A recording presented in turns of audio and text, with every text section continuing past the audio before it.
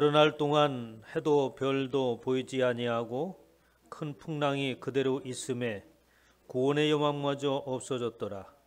여러 사람이 오래 먹지 못하였음에 바울이 가운데 서서 말하되 여러분이여 내 말을 듣고 그레데에서 떠나지 아니하여 이 타격과 손상을 면하였더라면 좋을 뻔하였느니라.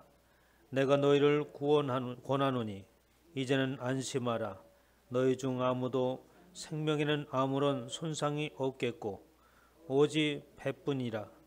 내가 속한 바 곧 내가 섬기는 하나님의 사자가 어젯밤에 내 곁에 서서 말하되 바울아 두려워하지 말라. 내가 가이사 앞에 서야 하겠고 또 하나님께서 너와 함께 항해하는 자를 다 내게 주셨다 하였으니 그러므로 여러분이여 안심하라. 나는 내게 말씀하신 그대로 되리라고 하나님을 믿노라. 아멘. 할렐루야. 시간에 하나님께서 저와 여러분에게 주시는 말씀은 사도행전 27장 20절로 25절 말씀으로 내게 말씀하신 그대로 되리라 하고 하나님을 믿노라 라는 말씀의 제목으로 하나님의 말씀을 선포하도록 하겠습니다. 저와 여러분들은 성경을 왜 읽을까요? 성경을 읽는 것은 하나님의 말씀을 듣기 위한 것이죠. 그런데 그 하나님의 말씀은 우리를 향하신 언약의 말씀이다 라고 이렇게 말씀하십니다. 그 언약의 말씀은 하나님께서 당신 자체가 신실하시기에 그 신실하심으로 그 언약을 지킨다고 하시는 거예요. 그 성경에 기록되어 있는 모든 말씀은 저와 여러분들 향한 언약의 말씀이고 그 언약의 말씀은 그대로 된다는 것입니다. 우리는 그러기에 그것을 확실하게 믿고 사는 것이 바로 신앙생활이라고 할 수 있는 거예요. 그런데 하나님의 말씀을 우리가 확실하게 그대로 드리라고 믿지 않는다면 우리 신앙생활이 아무런 의미가 없는 거죠.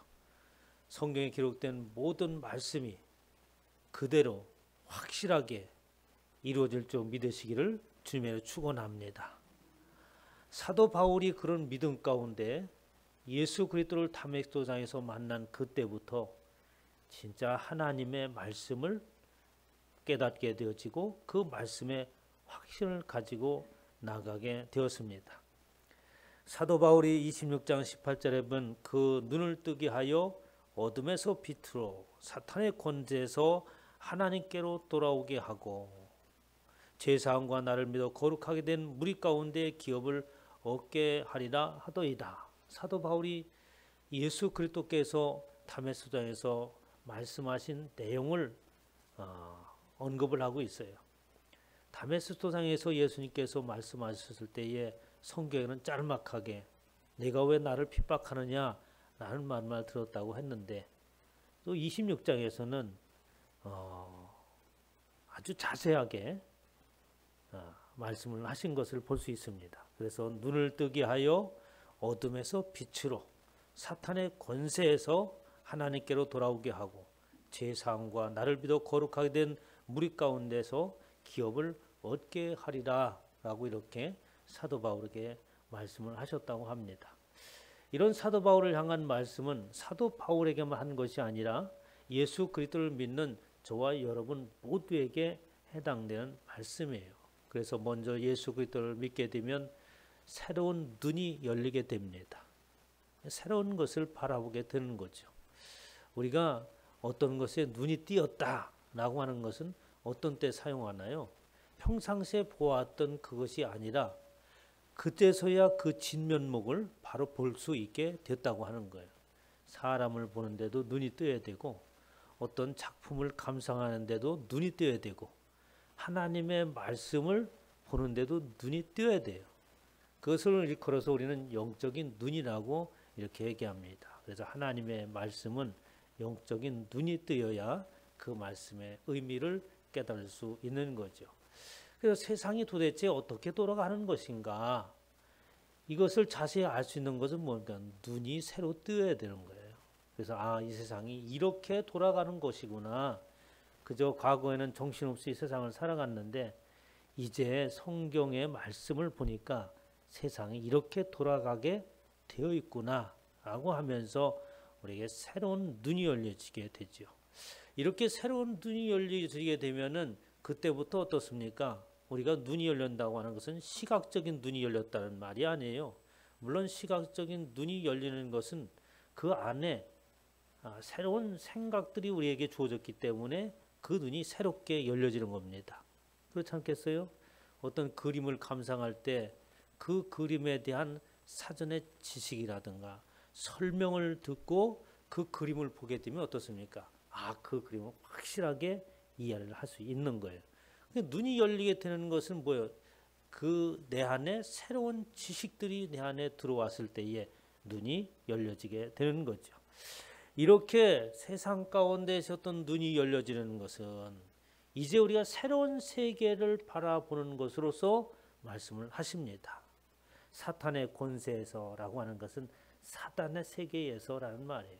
사단이 주장하는 사단의 가치관으로서 이 세상을 움직여가는 이 세상 속에 움직여지는 모든 사람들에게 새로운 세상에 관한 눈이 열리게 되는 거예요. 그래서 사단의 권세에서 하나님께 돌아온다고 하는 것은 눈이 열려야 되고 그 눈이 열리기 위해서는 하나님의 말씀이 내 안에 들어와야 되고 그때서야 비로소 어떻게 사단의 권세에서 하나님께 돌아오게 되는 거죠. 이러므로 인해서 우리에게 제사함과 또 거룩하게 된 무리들에게 하나님의 기업을 얻게 된다고 하는 겁니다. 이러한 것들을 바로 사도 바울에게 오늘날 저와 여러분들에게 주셨습니다. 이사야서 42장 6절에 보면 나 여호와가 의로 너희를 불렀은즉 내가 내 손을 잡아 너를 보호하며 너를 세워 백성의 언약과 이방의 빛이 되게 하리니 라고 하면서 이사야 선지자가 예언을 하죠. 근데 그 예언의 말씀을 보면은 굉장히 깊이 있는 말씀을 합니다. 나 여호와 하나님이 너를 불렀는데 어떻게 불렀냐니까 그냥 불렀다는 게 아니라 의로 너를 불렀다라고 이렇게 증언하고 있습니다. 그래서 하나님의 의로 저와 여러분들을 부르셨다는 거예요. 그러니까 하나님께서 부르시고 하나님께서 하시는 모든 것들은 거룩함 그 자체요 의로우며 바름이라고 하는 것이죠. 하나님께서 불렀다, 하나님께서 구별하였다라는 것은 하나님의 의 안에 저와 여러분들을 불렀다는 말씀이 됩니다. 그렇게 하나님께서 하나님의 의로 부르지 아니하면 아무런 의미가 없다는 또 뜻도 되는 거죠. 세상 사람들이 세상에 있는 그 어떤 권세자가 우리를 부른들 무슨 의미가 있습니까? 아마도 그 권세를 얻고 그리고 뭔가 좀 좋은 일들이 벌어지고 내가 원하는 그 어떤 일들을 이룰 수는 있을지언정 진정한 인생의 의미는 없는 것이죠. 대통령이 우리를 불렀다 하더라도 우리의 삶의 의미가 무엇인가, 내가 살아가는 목적이 무엇인가, 나는 누구인가라고 하는 것을 깨닫게 하실 수는 없는 것입니다. 하나님께서는 저와 여러분을 부르셨을 때 그렇게 당신의 의로 부르셨어요. 세상 속에 있어서 부름 받는다고 하는 것은 우리로 하여금 여전히 그 상태, 그 모양 있는 가운데서 우리를 부르는 것에 불과한 겁니다.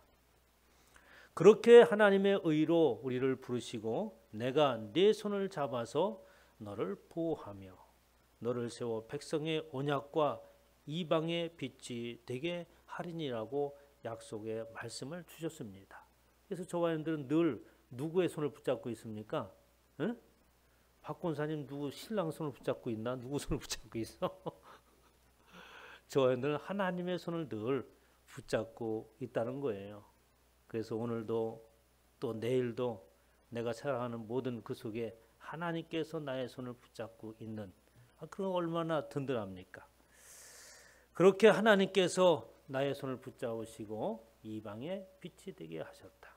내가 눈먼 자들의 눈을 밝히며 갇힌 자를 감옥에서 이끌어내며 흑암에 앉은 자를 감방에서 나오게 하리라 라고 하면서 사도 바울이 눈을 뜨게 된 동기를 설명하고 있습니다. 이렇게 사도 바울이 눈이 뜨어지고 난 뒤에 그에게 하나님께서 막중한 사명을 부여하시죠. 예루살렘에서 복음을 증언했던 것처럼 로마에 가서도 내가 복음을 전해야 하리라라고 하는 그 말씀이 사도 바울에게 주어진 겁니다. 그래서 그 말씀을 붙들고 예루살렘에서 어떠한 고난과 역경이 있을지도 알면서도 예루살렘에 가고 그곳에서 붙잡혀서 어디를 향해서 갑니까? 로마를 향해서 가게 됩니다. 이제 드디어 로마로 가는 배를 타게 되죠. 시돈이라고 하는 그곳에서 무역선을 타게 됩니다. 그 무역선을 타게 될 때에 또 율리오라고 하는 백부장이 그를 인솔하게 되는데 아주 좋은 사람을 하나님께서 붙여주셨어요. 그래서 그 배에 죄수의 몸으로서 그 배에 이렇게 가지만 많은 친절과 또 도움을 받으면서 이제 로마를 향해서 가게 됩니다.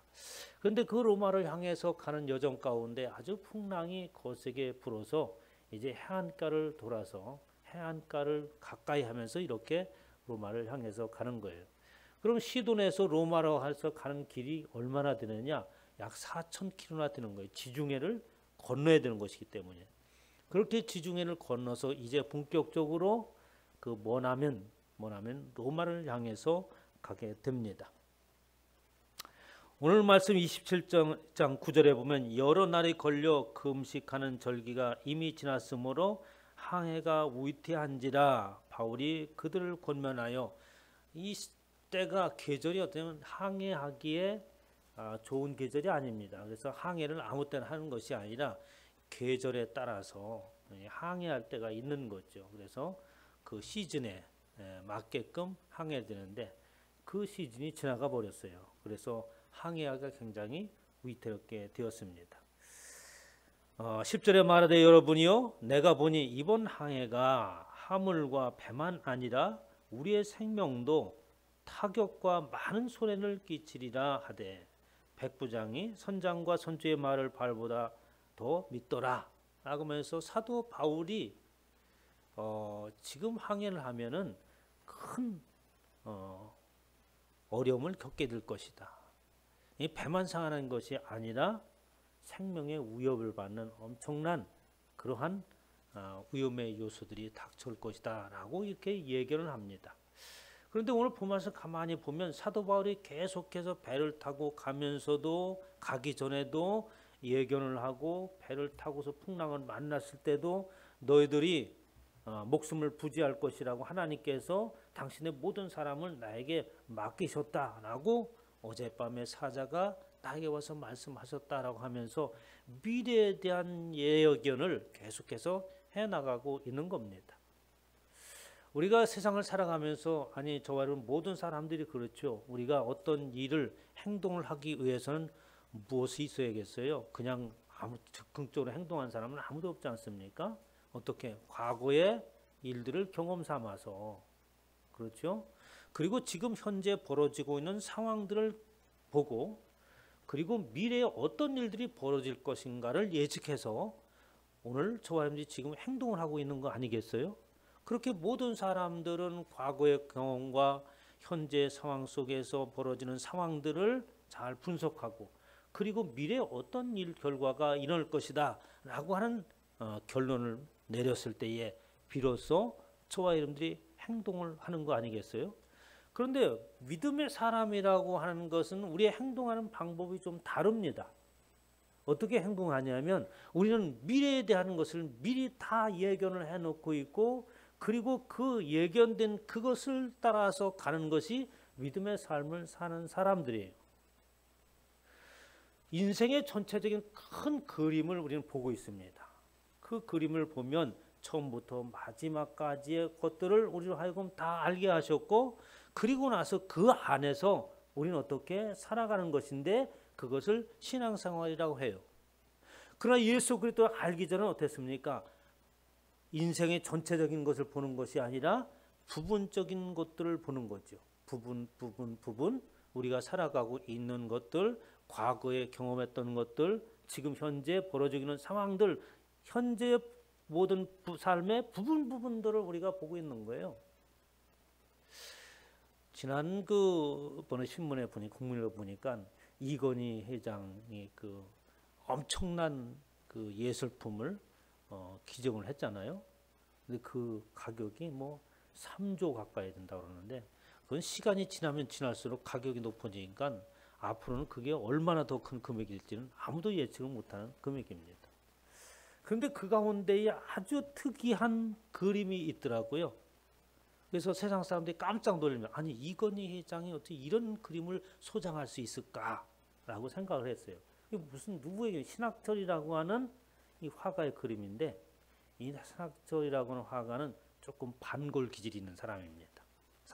그래서 어떻게 독재 정권에 대한 반감을 가지고 있었고 그리고 이 현대 근대사를 아주 그 뭡니까 사회적인 관점에서 이렇게 보기도 하고 이래가지고 당시에 군사정권 시절에는 어떻습니까? 그림을 압류를 하기도 하고 보지 못하게 하고 작품 활동을 하지 못하게 하는 사람이었어요. 그런데 이건희 회장이 그 사람의 작품을 많이 가지고 있는 거예요.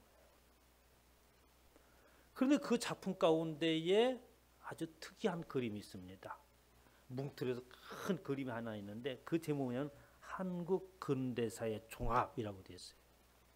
그림이 뭐든. 그런데 그 그림을 자세히 들여다보면 어떻습니까?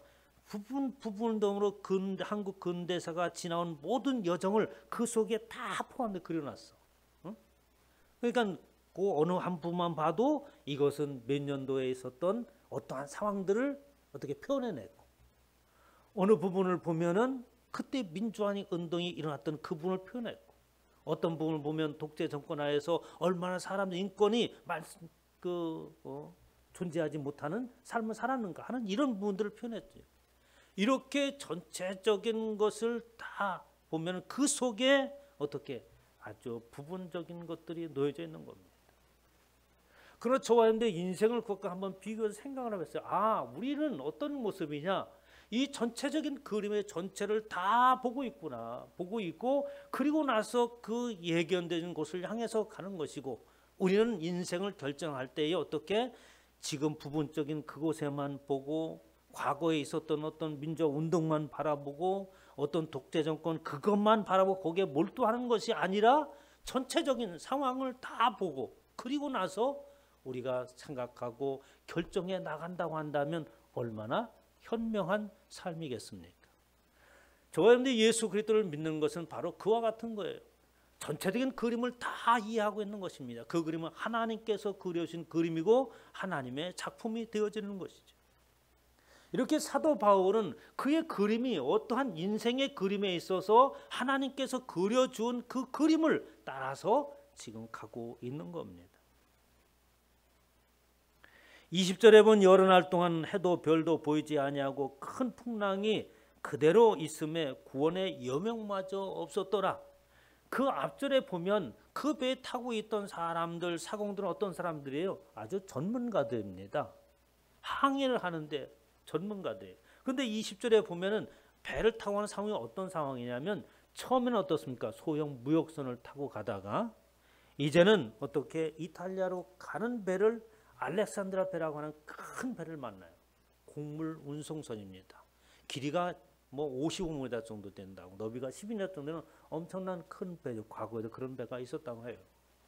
그래서 그 배를 큰 배를 타고 가는 그러니까 그 큰 배가 움직이는 선장과 그리고 그 선원들은 어떻습니까? 그 항해나 또 배를 움직이는데 전문가가 아니겠어요? 그런데 큰 풍랑을 만나게 됩니다. 그 풍랑을 만나자 우리가 풍랑으로 심히 애쓰다가 이튿날 사공들이 짐을 바다에 풀어버리고 사흘째 되는 날에 배의 기구를 그들의 손으로 다 내어버리고 라고 이렇게 말합니다. 이렇게 그들이 어떻습니까? 모든 방법을 다 동원하여서 배를 어떻게 안정시키고 항해를 하려고 하였으나 역부족인 것이죠. 세상에 있는 인생의 전문가와 같이 많은 철학과 깊은 생각을 가지고 있는 사람이라 할지라도 참다운 인생의 길은 발견할 수 없는 것입니다. 하나님께서 허락해 주셔야 되는 거죠. 사도 바울이 이렇게 얘기합니다. 내가 너희를 고난은 이제는 안심하라. 너희 중 아무도 생명에는 아무런 손상이 없겠고 오직 배뿐이라 라고 이렇게 얘기합니다. 그럼 사도 바울은 지금 보면 계속해서 로마를 향해서 가고 있는 여정 가운데에 하나님께서 계속 사자를 보내시고 친히 말씀해 주신 모습을 볼 수 있어요. 그냥 어떤 점치는 사람이 미래를 향해 점치는 것이 아니라 삶의 모습 요소 간 곳곳마다 하나님께서 함께 하시고 하나님께서 손을 붙잡고 가시는 모습을 사도 바울을 통해서 볼 수 있는 거죠. 23절에 보면 내가 속한 바 곧 내가 섬기는 하나님의 사자가 어젯밤에 내 곁에 서서 말하였다라고 말합니다. 그러면 하나님께서 왜 사도 바울을 이렇게 곁에 서서 말씀하시고 그 순간순간마다 하나님께서 미래에 되어질 일들을 예고를 하시고 그리고 안정되게 갈 수 있게끔 하나님께서 하시냐 하는 거예요. 24절의 말씀에 다시 답이 있죠. 바울아 두려워하지 말라.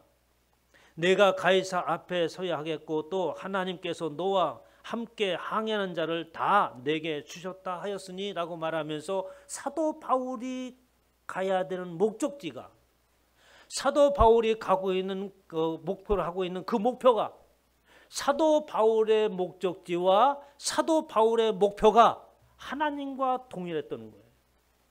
하나님께서 목표하시는 것이요 하나님께서 목적지로 삼는 것은 바로 로마요 그 로마의 가이사 앞에 서서 그리고 전 세계가 되어지는 그 로마 앞에 복음을 선포해야 될 막중한 사명이 있기 때문에 그렇습니다. 그렇다면 저와 여러분들이 믿음의 삶을 살면서 나는 어떠한 사명을 가지고 이 땅에 살아가는가? 우리는 그것을 붙들어야 돼요. 나는 예수 그리스도를 믿는데 어떠한 사명을 가지고 예수 그리스도를 믿고 있는가라고 하는 거예요. 각자의 나름대로 크든 작든지 간에 하나님께서 주신 사명이 있어요. 그거를 붙들을 때 하나님께서는 어떻습니까? 그 사명이 하나님의 목적이고 그 사명이 하나님의 어떻습니까? 목표입니다. 목표와 목적이 같다고 한다면 하나님과 동행하는 거 아니겠어요? 그때 하나님께서는 말씀하시고 그리고 우리의 손을 잡고 인도하시는 것을 볼 수 있는 것이죠. 이렇게 하나님께서 사도 바울을 붙들고 있고 사도 바울이 가야 될 자신의 분명한 목적지를 알고 있기에 하나님께서 함께 하시는 것을 사도 바울은 확신을 하는 거죠.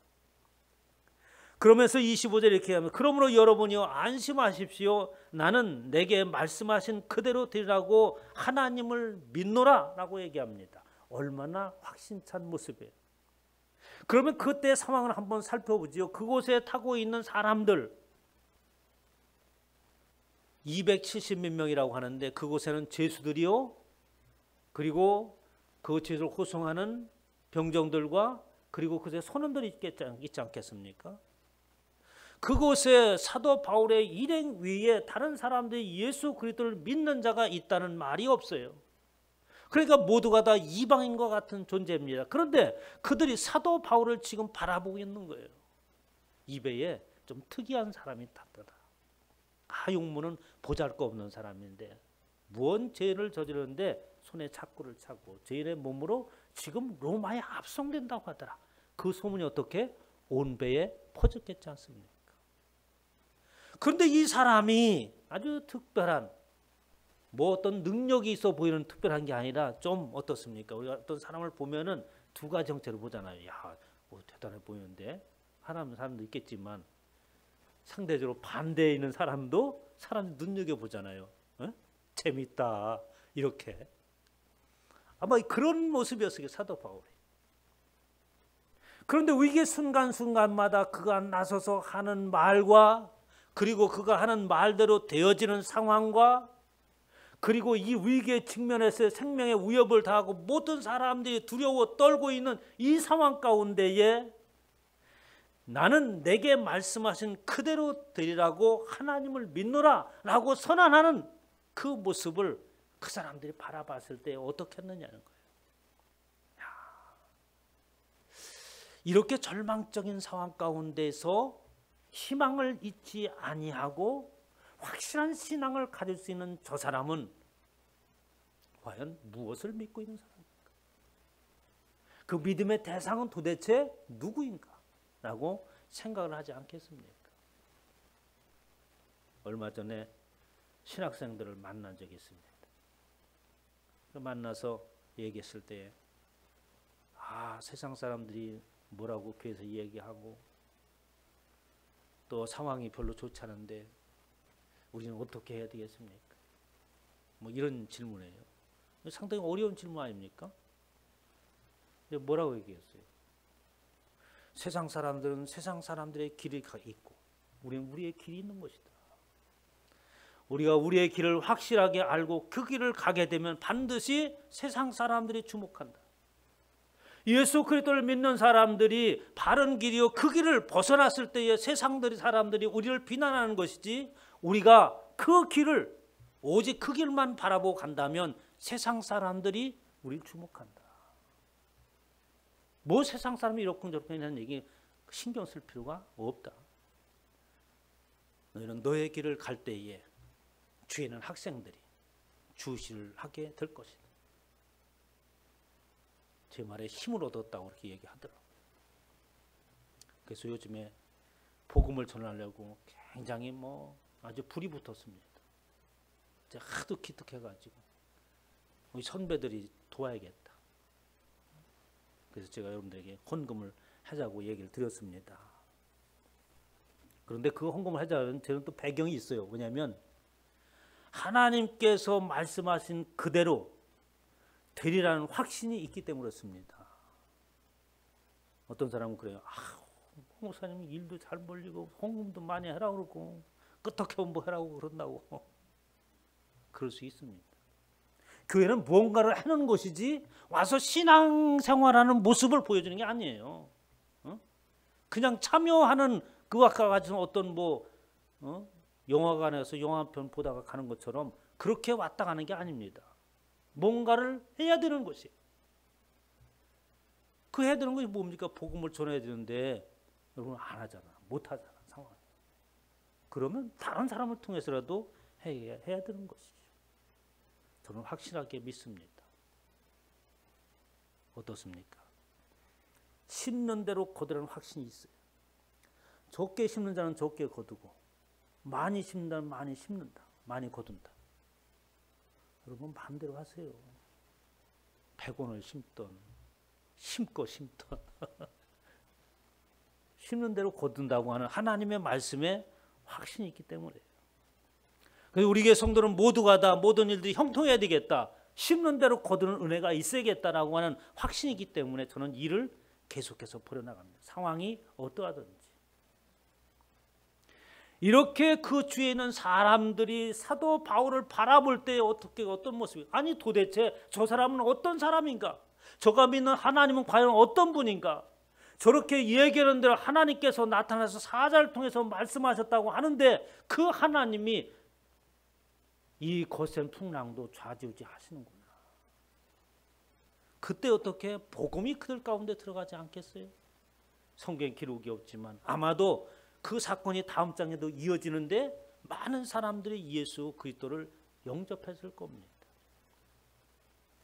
마가복음 16장 19절에 주께서 말씀을 마치시니 하늘로 올려지사 하나님 우편에 앉으시나, 예수님께서 승천하시고 하나님 우편에 앉으신 모습을 마가복음 마지막 장 마지막 두 번째 줄에 말씀하시는 거예요.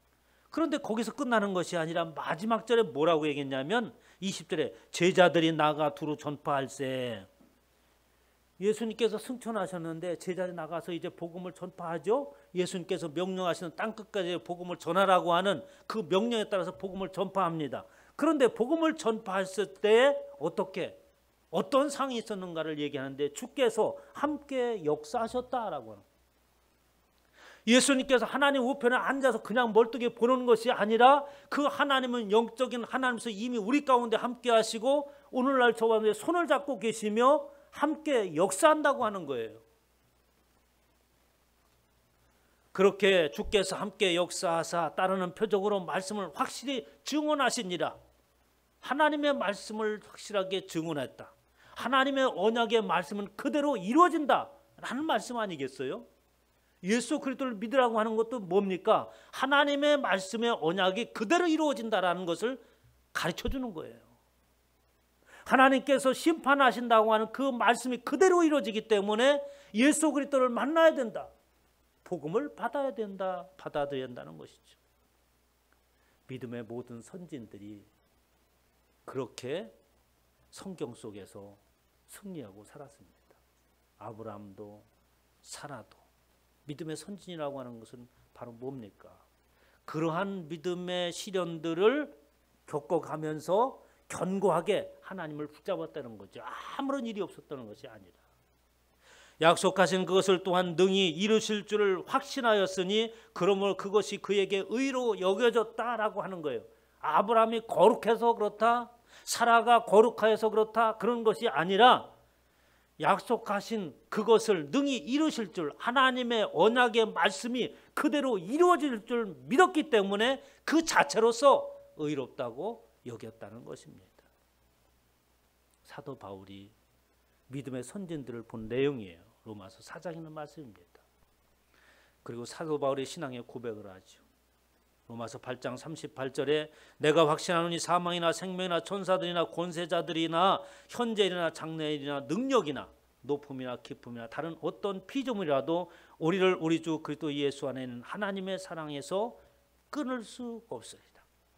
사도 바울의 그 심중이 이러한 결단력 있는 확고한 신앙이 있었기 때문에 하나님께서 내게 말씀하신 그대로 이루리라고 하나님을 믿노라고 고백했던 것처럼 저와 여러분들의 이런 확신 속에서 고백하고 승리하시기를 주님의 이름으로 축원합니다.